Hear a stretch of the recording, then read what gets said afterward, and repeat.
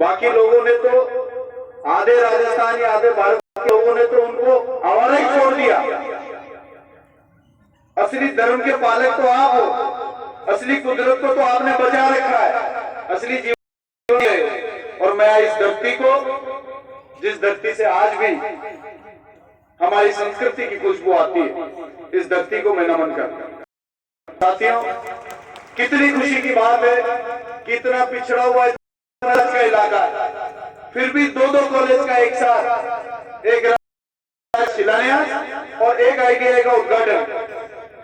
यदि आप मालवीय साहब जैसे नेता को यहां से नहीं जीता, आज जयपुर के अंदर भी जब विधानसभा होती है और विधानसभा में जब मालवीय साहब खड़े हो जाते हैं तो सदन में बड़े बड़े नेता घबरा जाते हैं कि आज तो जरूर बांसवाड़ा की कोई ना कोई बात के बारे में, मुद्दे के बारे में ये सदन ऐसे नेता को आप चुनकर भेजते हैं।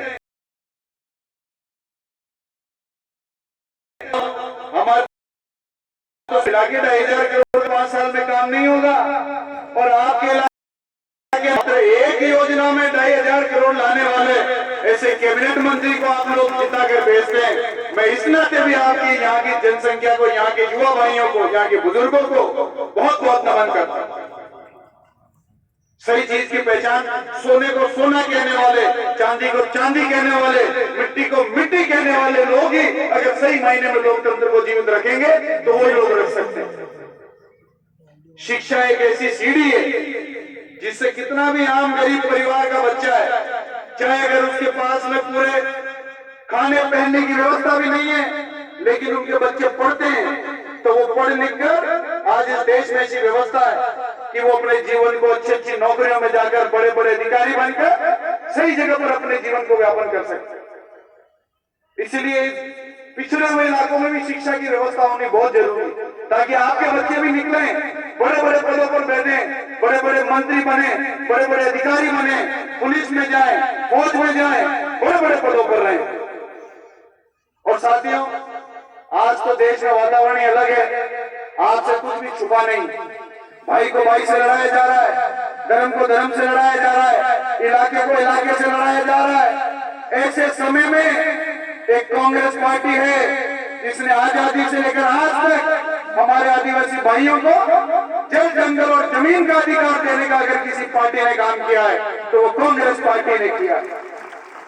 जब ये देश आजाद नहीं हुआ था तो क्या आप और हम इन जमीनों के मालिक थे क्या? आज से 100 साल पहले की किसी की खातिरदारी हो तो बताओ। इस जल, जंगल और जमीन को आपके और आपके परिवार और आपके आने वाले बच्चों के नाम करने वाली अगर कोई पार्टी है तो वो कांग्रेस पार्टी। आज देश में अलग प्रकार की विचारधाराओं का राज और उनके बड़े पेट में दर्द होता है इस आरक्षण की व्यवस्था को देखकर, क्योंकि आरक्षण की लोकतंत्र की व्यवस्था है जिसने सभी जाति, सभी धर्म और सभी लोगों को एक जादू पर बराबर बिठा दिया है, सबको बराबर बैठने का अधिकार दे दिया है। इससे उन लोगों के पेट में बहुत दर्द। ये विचारधाराएं तो चाहती हैं कि आदिवासी आदिवासी से लड़े, ओबीसी ओबीसी से लड़े, आम व्यक्ति अपने भाई से लड़े और इसी में व्यस्त हो जाए ताकि वापस सारी सत्ता और सारी ताकत वो केंद्रीकरण करके अपने हाथ में ले लें। इन चीजों को आज हमारे बुजुर्गों ने उस व्यवस्था के खिलाफ जंग लड़ी। अभी कुछ दिन पहले ही भगवान बिरसा मुंडा जी की जयंती गई है, जिन्होंने वैचारिक क्रांति कल करी थी, वैचारिक क्रांति की अलग जगाने का काम किया, सोते हुए लोगों को जगाने का काम किया, आपके अधिकारों की लड़ाई को लड़ा और उनकी ऐसे ही योद्धा और वीर पुरुषों की वजह से आज आप और हम सब एक बराबर कर पाते हैं। अगर हम लोगों ने इस लोकतंत्र में कतई कोताही बरती, अगर हमने लापरवाही करी और इन ताकतों को राज में रहने दिया तो मैं आपको दावे के साथ कह सकता हूं वो दिन दूर नहीं है कि जब गुलामी के दिन वापस आ जाएंगे। ये रोटी को बदलते रहो वरना जल जाएगी। ये दिल्ली में लगातार जमा रखा है आप लोगों ने, ये जल जाएगी, बाद में किसी के काम नहीं आएगी। इसको बदलो, नहीं तो सारी ताकत ये आपका और हमारा सबका अधिकार अपने हाथ में लेने का काम करेंगे। मुझसे बड़े वक्ता हैं यहाँ पर, इसलिए मैं अपनी बात को ज्यादा लंबी नहीं कहूंगा, लेकिन ये युवा भाई मेरे यहाँ पर हैं, और युवा होने के नाते मैं अपनी जिम्मेदारी मानता हूं कि मैं अपने युवा भाइयों से आग्रह करूं, बहुत